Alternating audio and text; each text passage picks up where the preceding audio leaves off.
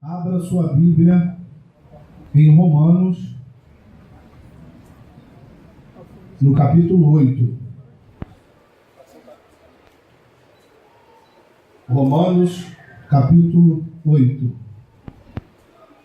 Já quero ser grato a Deus por essa oportunidade de mais uma vez poder compartilhar o que Ele tem feito na minha vida, o que Ele tem ministrado ao meu coração. Amém? Romanos 8, 16. O mesmo Espírito testifica com o nosso Espírito que somos filhos de Deus. Agora abra lá em Provérbios 16.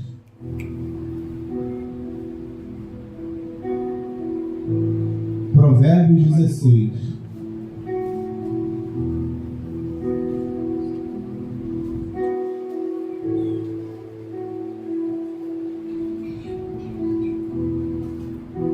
Do homem são as preparações do coração, mas do Senhor a resposta da boca. Todos os caminhos do homem são limpos aos seus olhos, mas o Senhor pesa os espíritos. Confia ao Senhor as tuas obras e os teus pensamentos serão estabelecidos. Pode sentar, irmãos. Irmãos, Deus tem ministrado muito comigo em relação à confiança, ao ato de se confiar.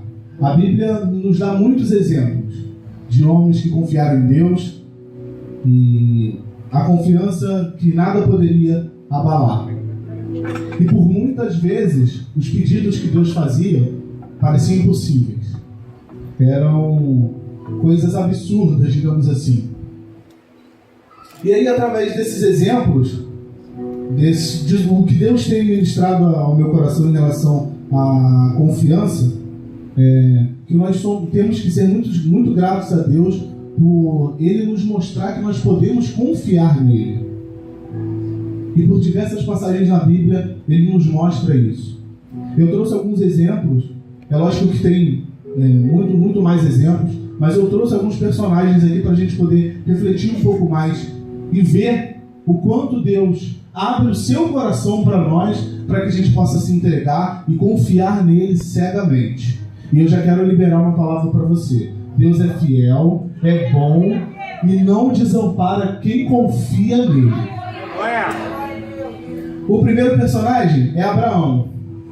Abraão foi um cara que passou por 3 provas assim de Deus, que mudaram a trajetória da vida dele e logicamente mudaram a história da vida dele.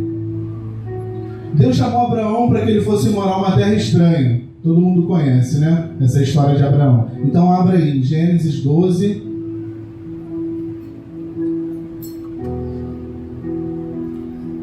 Tudo que Deus ministrou ao meu coração, irmãos, eu quero passar para vocês. Então, tudo que Ele me falou, eu procurei, eu li, eu quis entender a situação, o que estava acontecendo. Tentei me levar na época das circunstâncias, de tudo que envolvia aquela história, para poder ver aquele personagem e falar assim, pô, esse cara confiou mesmo no Senhor, né? Gênesis 12. Ora, o Senhor disse a Abrão, ainda Abrão, sai da tua terra e da tua parentela e da casa de teu pai para a terra que eu te mostrarei. E fartei uma grande nação e abençoar-te-ei, e engrandecerei o teu nome, e tu serás uma bênção. E abençoarei os que te abençoarem, e amaldiçoarei os que te amaldiçoam. E em ti serão benditas todas as famílias da terra. Assim partiu Abraão, como o Senhor lhe tinha dito, e foi Ló com ele. E era Abrão da cidade de 75 anos, quando saiu de Arã. Irmãos, naquela época, lógico, a gente sabe que não tinha GPS, né? Não tinha Google Maps, não tinha nada que podia traçar uma rota para ele. Eu imagino o povo próximo a Abrão, quando ele disse que ia embora. Galera, ouvi a voz do Senhor, Ele mandou sair daqui para outra terra que Ele vai me mostrar. Mas como assim? Você só ouviu? Eu confio, cegamente eu confio. então eu vou. E Abraão partiu. Essa confiança dele, de simplesmente ouvir, acreditar e se colocar à disposição para mudar, é o que muitas vezes a gente tem dificuldade. O Senhor fala para você assim: você está sendo muito rancoroso, hein? É melhor você mudar. Assim já é difícil mudar, imagina de lugar. Irmãos, tem crente que não quer mudar nem o lugar no banco. Não, esse lugarzinho aqui é meu, eu chego até cedo. É o quinto banco para cá, tem umas 3 pessoas para lá. É aqui o meu lugar, porque o ar-condicionado bate aqui, porque o ventilador está batendo aqui legal, está calor. É ou não é, irmãos? Olha quanta dificuldade. Eu também tive muita dificuldade nas mudanças após a minha conversão, mas Deus fala comigo o tempo todo. Deus fala com quem procura. Se você procura Ele, Ele vai falar com você. Aleluia! Ele só vai falar com quem procurar. É a mesma coisa que eu estou precisando de uma ajuda, eu vou procurar o meu pastor Denilson. Se eu não colocar para ele o meu problema, ele não vai me ouvir. E Abraão confiou cegamente.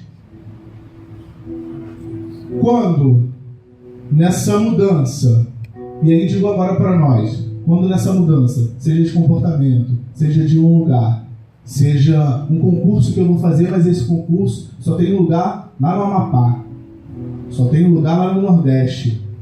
Se eu não confio no Senhor, eu já começo a ser um derrotado. Deus está falando para você: não tenha medo de mudança. Não tenha medo de mudança.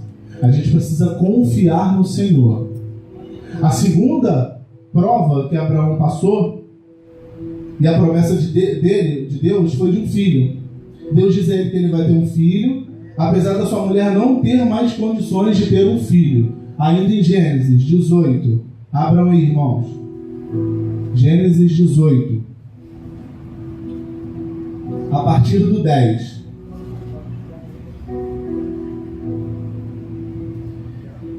E disse: certamente tornarei a ti por este tempo de vida, e eis que Sara, tua mulher, terá um filho. E ouviu Sara à porta da tenda que estava atrás dele. E eram Abraão e Sara já velhos e adiantados em idade. Já Sara havia cessado o costume das mulheres. Assim, pois, riu-se Sara consigo, dizendo: terei ainda deleite depois de haver envelhecido, sendo também o meu senhor já velho? E disse o Senhor a Abraão: por que se riu Sara, dizendo: na verdade gerarei eu ainda havendo já envelhecido? Haveria coisa alguma difícil ao Senhor? Ao tempo determinado, tornarei a ti por este tempo da vida, e Sara terá um filho. E aí eu trouxe para a nossa vida. Muitas vezes a gente fica velho espiritualmente. E aí começa a se limitar e não vê as novas promessas de Deus. A gente acaba se limitando por uma idade ou por alguma mobilidade e acaba nos afastando da promessa de Deus. Essa atitude que Sara teve de rir foi justamente isso, pela limitação que ela achava que tinha. Mas Deus fala com ela: eu sou o Deus do impossível. Então não ria, porque o que eu vou fazer na sua vida é um milagre onde as outras pessoas, através desse milagre, vão ver e vão acreditar ainda mais que eu existo. Então, irmãos, não se limite ou pela idade ou algo que você possa pensar que não dá mais para fazer. Confie no Senhor. Simplesmente confie. Porque seja qual for a sua limitação, Deus vai trabalhar. Não importa quanto tempo passou, a sua promessa vai ser cumprida e a sua bênção vai ser gerada. Vou repetir. Não importa quanto tempo já passou, a sua bênção vai ser gerada. E a terceira prova é o filho Isaac. Depois que nasceu, já um menino, Deus exige de Abraão que ele sacrificasse.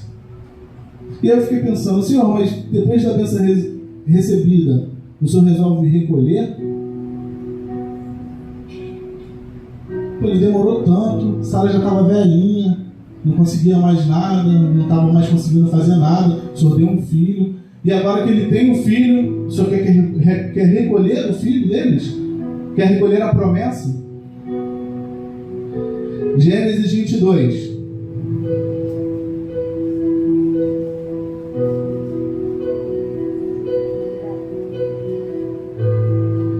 E aconteceu depois dessas coisas que tentou Deus a Abraão. Algumas versões dizem provou. E Deus provou a Abraão. E disse: Abraão. E ele disse: eis-me aqui. Porque a voz de Deus é essa, né, irmão? Abraão. Eu acho que deve ser assim a voz de Deus, né? Abraão. Deus vai falar: não, Abraão. Abraão. E ele disse: eis-me aqui. Toma agora o teu filho, teu único filho, Isaque, a quem amas, e vai à terra de Moriá, e oferece-o ali em holocausto sobre uma das montanhas que eu te darei. Então se levantou Abraão pela manhã, de madrugada, e albardou o seu jumento. Então tomou consigo 2 de seus moços e Isaque, seu filho, e fendeu lenha para o holocausto. E levantou-se e foi ao lugar que Deus lhe dissera. Ao terceiro dia, levantou Abraão seus olhos e viu o lugar de longe. 3 dias de viagem. Ao terceiro dia, levantou Abraão seus olhos e viu o lugar de longe. E aí, será que dentro desses 3 dias Abraão duvidou? Será que houve uma desconfiança do que iria acontecer? Sabe por que não houve a confiança? Porque Abraão disse: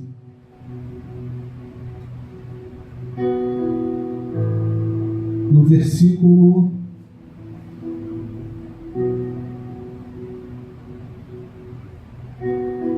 No versículo 5 mesmo, que nós lemos. E disse Abraão aos seus moços: ficai-vos aqui com o jumento, e eu, o moço, iremos até ali. E havendo adorado, tornaremos a vós. Então ele já sabia que ele ia voltar com o filho dele. Sabe o que Deus ministrou no coração? É uma prova de confiança. Deus queria provar Abraão em confiança. E aí a gente pensa: poxa, será que vai acontecer mesmo? Será que eu vou conseguir chegar até o final dessa faculdade? Ou qualquer coisa que a gente esteja passando na nossa vida, será que eu vou conseguir pagar essa prestação no mês que vem? E aí o que Deus ministrou no meu coração? O que Ele me mostrou? Que no momento certo Ele envia a provisão. Eu quero liberar isso para você também. No momento certo, Deus vai enviar a provisão. Então, não se canse de esperar. Esperança é esperar crendo, é confiar. Outro personagem, Davi. A confiança que Davi mostra no Senhor é um exemplo muito lindo. A gente conhece a história, de Davi. Golias, com quase 3 metros de altura. Só da roupa que ele tinha eram mais de 57 quilos de armadura, de vestes para a batalha. E Davi mesmo assim enfrentou. Abram aí, 1 Samuel.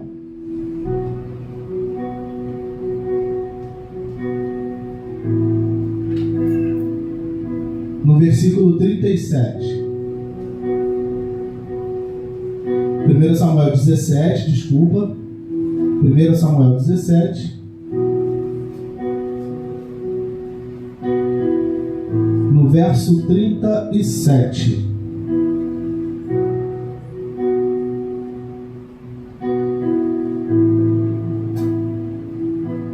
Amém?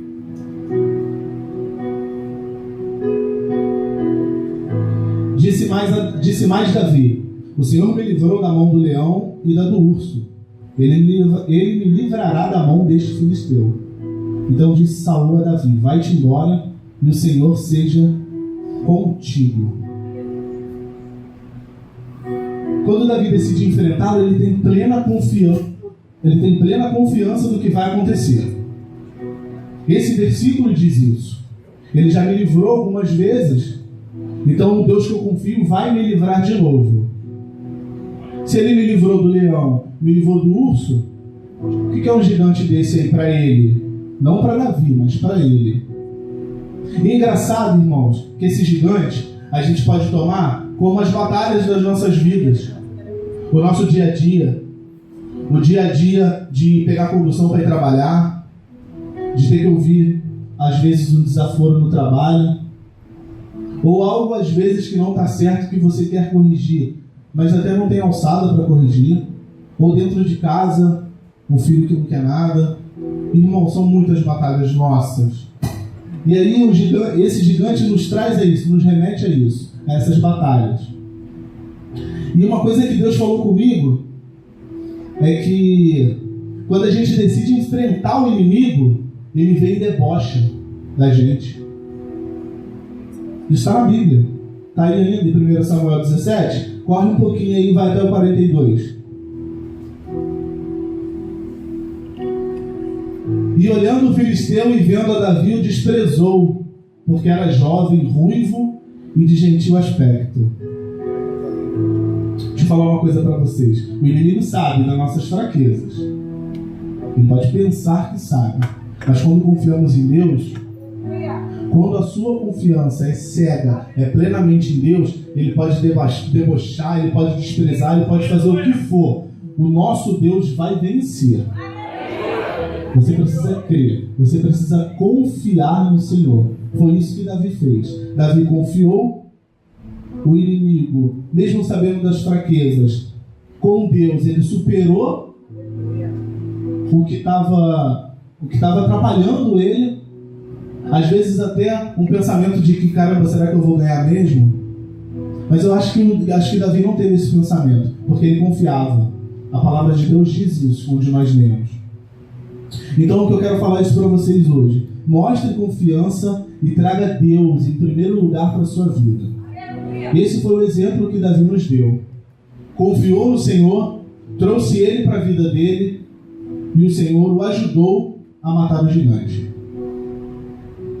Outro personagem é um carpinteiro que vivia em Nazaré, e o relato bíblico já mostra ele noivo de uma virgem que morava lá no mesmo vilarejo também, e do nada a noiva dele fica grávida. Já pegaram aí? Quem é? Pegaram?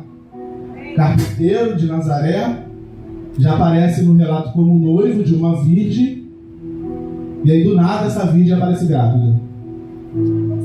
O noivado naquela época era uma coisa muito séria.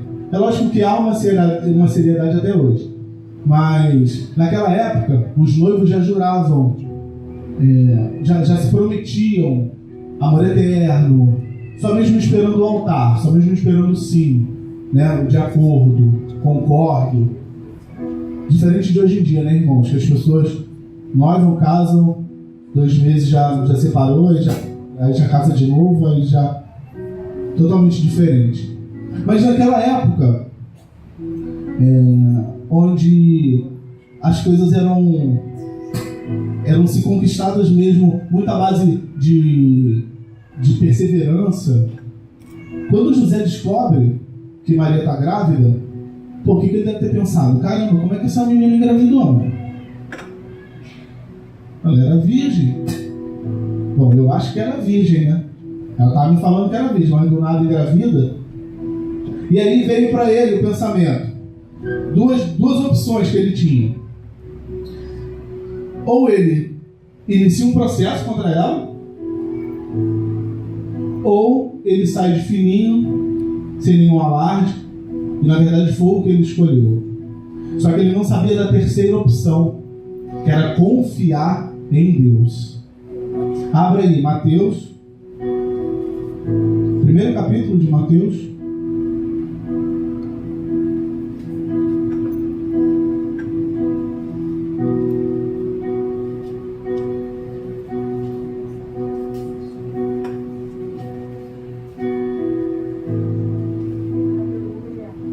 Primeiro capítulo de Mateus, a partir do 18.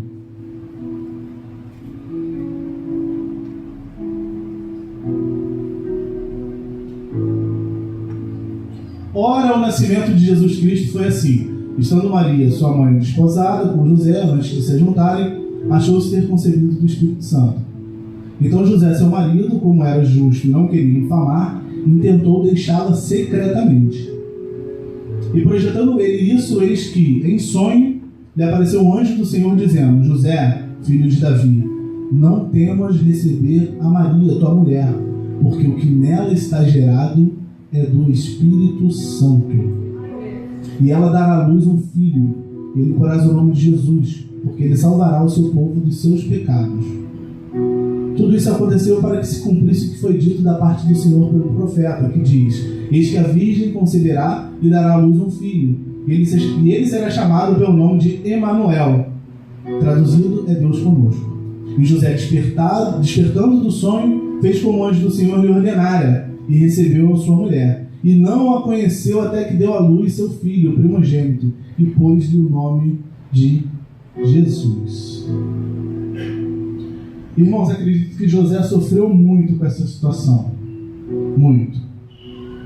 Até mesmo no vilarejo, né? No começo, e aí, beleza, cara, Maria, né? Pô, vão se casar, né? Pô, legal, show.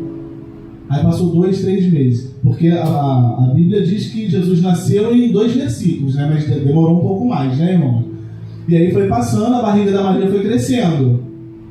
E aí o povo, e José? Maria tá grávida, né? Mas ela não era virgem? É, cara. Foi do Espírito Santo. Como assim, do Espírito Santo? E, cara, é uma coisa que você não vai entender. Eu preciso sentar e te explicar. Senta aí então, vou te explicar. Imagina como José passou aquela situação. As dificuldades que ele deve ter enfrentado em toda a gravidez até o nascimento de Jesus. O que a gente aprende? Quando ele confiou em Deus, quando ele colocou Deus em primeiro lugar, o Senhor fez com que ele participasse também do milagre. Olha que lindo isso, irmãos. Quando você confia no Senhor, Ele te coloca para participar também no milagre. Muitas vezes a gente quer que o milagre seja com a gente. Uma cura de doença, ou um familiar meu que está doente. Mas muitas vezes Ele te usa para poder curar outra pessoa. E a gente acaba só buscando para a gente. Quer que o milagre aconteça só com a gente. E é isso que eu quero liberar hoje para vocês. Confie no Senhor, que Ele vai usar vocês também para fazer o milagre para outros. Vocês serão um canal de milagre. Isto é confiar. E quem dera se a gente confiasse plenamente no Senhor. Digo até mesmo por mim. Não como desconfiança, mas às vezes as coisas demoram a acontecer. A gente batalha tanto, luta, ora, jejua, e às vezes as coisas demoram a acontecer. Entendo, claro, que tudo tem um tempo. Para Deus, tudo tem um tempo. É tudo dentro do tempo dele. Mas às vezes a gente queria que acontecesse também no nosso tempo. Mas se a gente consegue confiar plenamente no Senhor, podem vir as angústias, podem vir as aflições, e a gente vai saber lidar com elas. A gente vai saber passar por elas confiando no Senhor. Porque a gente sabe que Ele vai dar a provisão. A gente sabe que Ele vai colocar a gente para participar do milagre. A gente sabe que Ele vai gerar novas promessas na nossa vida. Isso é o confiar. Se a gente tivesse essa confiança de Deus em todas as necessidades, a gente ficaria até mais livre para fazer as coisas dentro da igreja. Até as coisas para Ele teriam mais tempo, se a gente confiasse plenamente nele. Deixa eu contar só um pouquinho da minha trajetória aí, da minha conversão. Não do meu testemunho, mas a partir do momento que eu comecei a confiar no Senhor. Somos casados há 9 anos, né? Diaconisa Priscila, a mais bela da igreja. Somos casados há 9 anos e nos primeiros 4 anos eu ainda não era convertido. E ela me convidou para fazer um curso de casados Casados para Sempre, né, aqui na igreja, mas sem pretensão nenhuma. E eu falei, não, vamos fazer. Na época foi o Silber e a Janaína, que foram os nossos professores, né, os nossos líderes nesse curso. E uma coisa que me fez ainda mais confiar no Senhor foi quando teve a lição de oração. Quem já fez Casados para Sempre? Tem uma lição de oração, não tem? Ainda tem. Quando chegou essa lição, eu falei, agora eu não vou, porque eu não sei orar. Eu não sabia orar, eu sabia rezar. Eu tive uma criação toda católica, então eu sabia rezar. Eu não sabia orar. E aí veio essa lição de oração. Falei, caramba, eu não vou. Mas não ia adiantar, se eu corresse naquele dia, ia ser depois. Não tinha pra onde correr. Falei, Senhor, eu vou. Então vamos. Aí foi, me lembro que no final da aula, o Silvio e a Janaína falou pra gente se juntar e começar um a orar pelo outro, um fazer oração. Falei, meu Deus, é agora. Aí comecei, Senhor, obrigado. Muito obrigado, Senhor. Obrigado porque estou aqui e minha esposa ali. Então, obrigado, Senhor. E fiquei repetindo, aí começou a fluir. Aí comecei a fazer algumas coisas. Quando eu abri o olho, minha esposa estava em prantos. Primeira vez que você orou. Que lindo! E dali eu vi que a confiança em Deus ia fazer com que as coisas mudassem, com que as coisas melhorassem. Porque a gente no mundo, a gente pensa uma coisa. Quando a gente está na presença do Senhor, não sei vocês, mas tudo que eu leio, tudo que eu procuro, quando eu começo a pesquisar, a ler, eu começo a arrepiar o corpo todo. Parece que o Senhor está do teu lado ali falando contigo. E agora lê isso aqui, ó. Tá vendo isso aqui que está acontecendo? Ó, tá aqui nessa passagem. E aí, a partir disso, eu comecei a praticar mais a oração, orando, me batizei. No mesmo ano da minha conversão, a minha conversão foi no meio do curso dos Casados para Sempre. Teve um seminário de cura e libertação. Eu participei do seminário. No seminário, eu me converti. Cheguei todo bobo para falar, eu participei sozinho do seminário. Cheguei todo bobo em casa para falar. Agora sou novo servo do Senhor. Glória a Deus, comecei a dar glória. Falando às vezes nada com nada, né? Não sabia o que era o véu se rasgou. O pastor falava aqui, o véu se rasgou. Amém. Não entendia as coisas ainda, né? Teve uma vez que a gente conversando e não sei qual foi o assunto, mas eu falei assim, não, fica tranquilo, Deus vigia. Aí eu pensei, não, quem tem que vigiar é você, não é Deus. Amém também, eu vigio também, Deus vigia, eu vigio, não tem problema. Aí a gente começa a amadurecer. A gente vai orando, vai confiando e vai vindo o amadurecimento. A última prova de confiança que Deus me deu foi recentemente no meu último trabalho. E eu dei esse testemunho aqui no culto de oração. Eu trabalhava numa grande empresa, o contrato ia se findar, na verdade está se findando agora, em janeiro. E eu fiquei sabendo em setembro do ano passado, comecei a procurar uma outra oportunidade antes de acontecer, o que já estava previsto. Na verdade, a previsão era para ficar até fevereiro, início de março. Eu falei, pô, não vou esperar, Senhor, eu não vou esperar.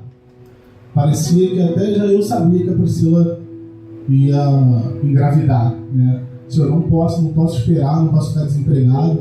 E aí comecei a procurar confiando também no horário, para poder voltar a vir aos cultos de semana, para poder voltar para as atividades. Eu e ela estamos como líder dos adolescentes, para voltar às atividades com ele.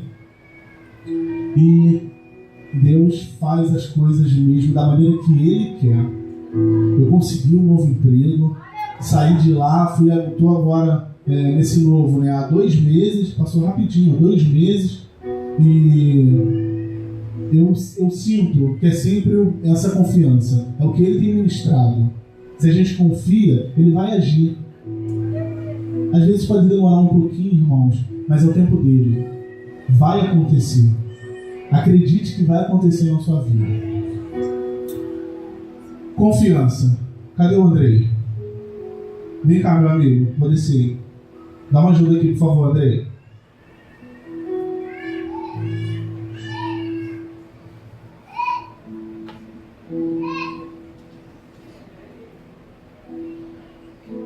Irmão, Pai do Senhor,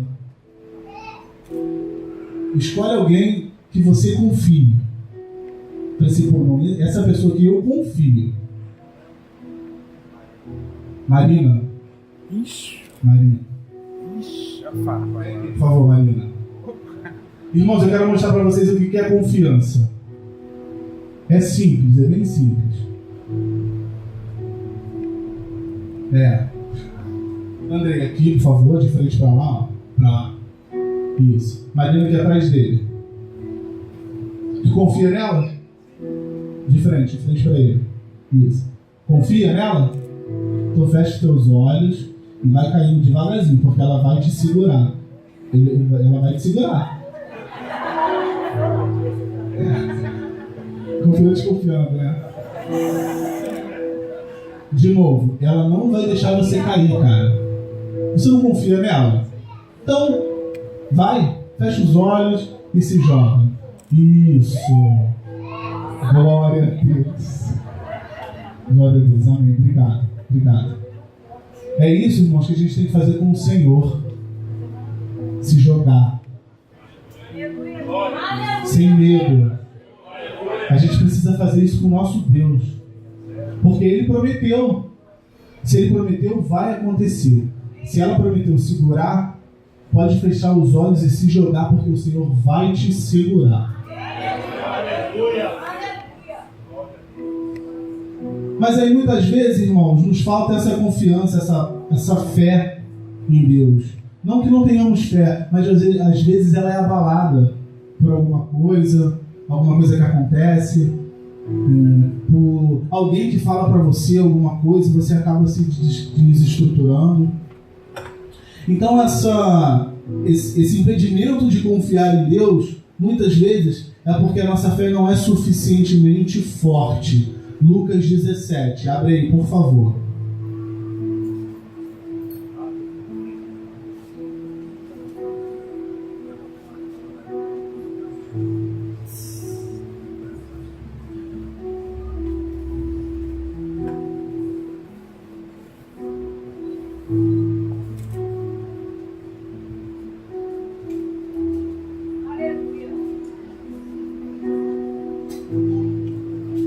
E disse aos discípulos: é possível que não venham escândalos, mas ai daquele por quem vierem. Melhor lhe fora que lhe pusessem ao pescoço uma pedra de moinho e fosse lançado ao mar, do que fazer tropeçar um destes pequenos. Olhai por vós mesmos, e se teu irmão pecar contra ti, repreende-o, e se ele se arrepender, perdoa-lhe. E se pecar contra ti 7 vezes no dia, e 7 vezes no dia vier ter contigo, dizendo arrependo-me, perdoa-lhe. Disseram então os apóstolos: Senhor, acrescenta a nossa fé. E Jesus fala com eles nesse momento de perdão, e depois ele ainda acrescenta que basta a gente ter uma fé do tamanho do grão de mostarda, que a gente consegue mover montanhas. E aí quando os discípulos eles buscam essa fé robusta ao Senhor, o Senhor fala que é possível. Então qualquer coisa que venha abalar hoje a sua fé, eu quero dizer isso para você: é possível. É possível você confiar cegamente e o Senhor trabalhar na sua vida, mesmo em meio às tribulações e aflições que a gente possa passar. Um exemplo muito bacana desse também, que o Senhor ministrou no meu coração, está em Mateus 16. Abram aí, irmãos. Mateus 16, a partir do 13.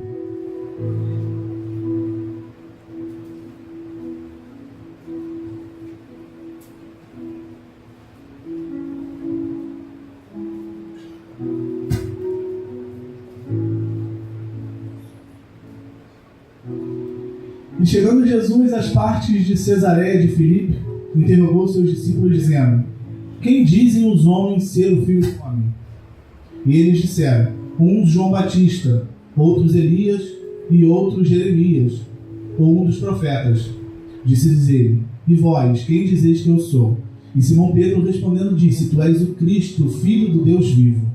E Jesus respondeu, disse-lhe: bem-aventurado és tu, Simão Bar-Jonas, porque não foi carne e sangue quem te revelou, mas meu Pai que estás no céu.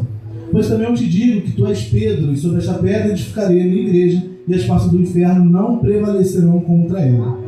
E eu te darei as chaves do reino dos céus, e tudo que ligares na terra será ligado no céu, e tudo que desligares na terra será desligado no céu. Então mandou os seus discípulos que a ninguém dissesse que ele era o Cristo. Desde então começou Jesus a mostrar aos seus discípulos que convinha ir a Jerusalém e padecer muito dos anciãos, e dos principais dos sacerdotes, e dos escribas, e ser morto, e ressuscitar no terceiro dia. E Pedro, tomando de parte, começou a repreendê-lo, dizendo: Senhor, tem compaixão de ti, de modo nenhum te acontecerá isso. Ele, porém, voltando-se, disse a Pedro: para trás de mim, Satanás, que me serve de escândalo, porque não compreendes as coisas que são de Deus, mas só as que são dos homens. Pedro confiou e desconfiou. Ele confiou: quem estão falando aí que eu sou? Ah, estão falando que sou Elias. Ah, Jeremias. Não, eu sou profeta. E vocês? Tu és Cristo, o Filho do Deus vivo. Muito bem, Pedro, muito bem, legal. Então, eu queria falar outra coisa para vocês. Eu preciso ir em Jerusalém, então as paradas lá que eu preciso resolver, eu preciso morrer e ressuscitar depois. Aí Pedro chama ele, a palavra diz que Pedro toma ele de parte e repreende. Imagina Pedro repreendendo Jesus. Tá maluco? Vai morrer o quê? Não morreu nada. E o que Jesus faz?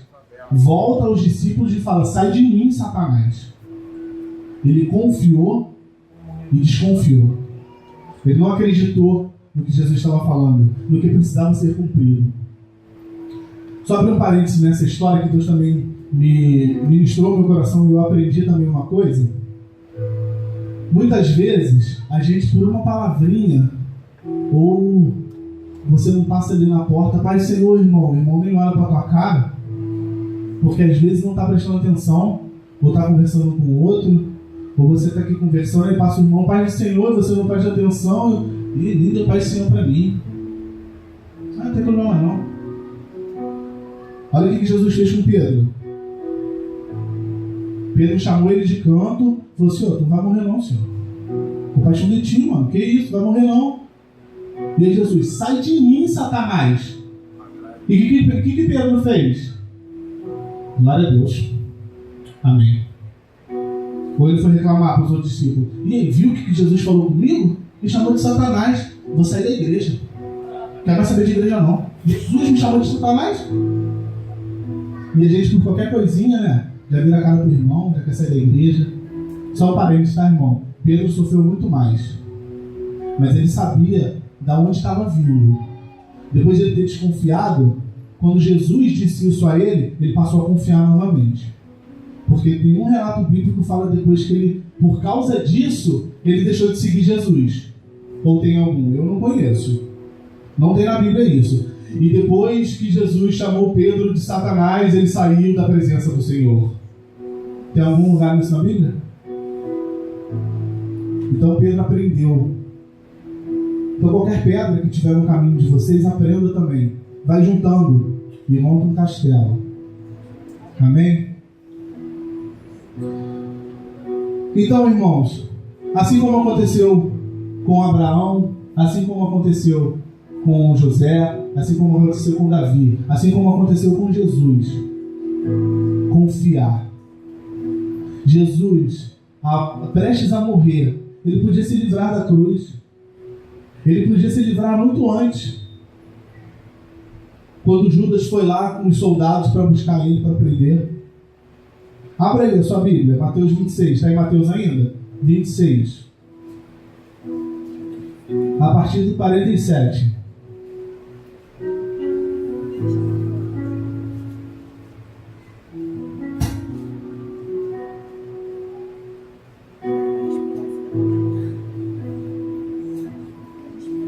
E estando ele ainda a falar, eis que chegou Judas, um dos 12, e com ele grande multidão com espadas e porretes. vinda da parte dos príncipes, dos sacerdotes e dos anciãos do povo. E o traidor tinha lhe dado um sinal, dizendo: que eu beijar é esse, prendei-o. E logo aproximando-se de Jesus, disse: eu te saúdo, Rabi, e o beijou. Jesus, porém, lhe disse: amigo, a que vieste? Então aproximando-se eles, lançaram a mão de Jesus e o prenderam. E eis que um dos que estavam com Jesus estendeu a mão, puxou da espada e feriu o servo do sumo sacerdote. Cortou-lhe uma orelha. Então Jesus disse: mete no seu lugar a tua espada, porque todos os que lançarem mão da espada, a espada morrerão. Ou pensas tu que eu não poderia agora orar a meu Pai e ele não me daria mais de 12 legiões de anjos?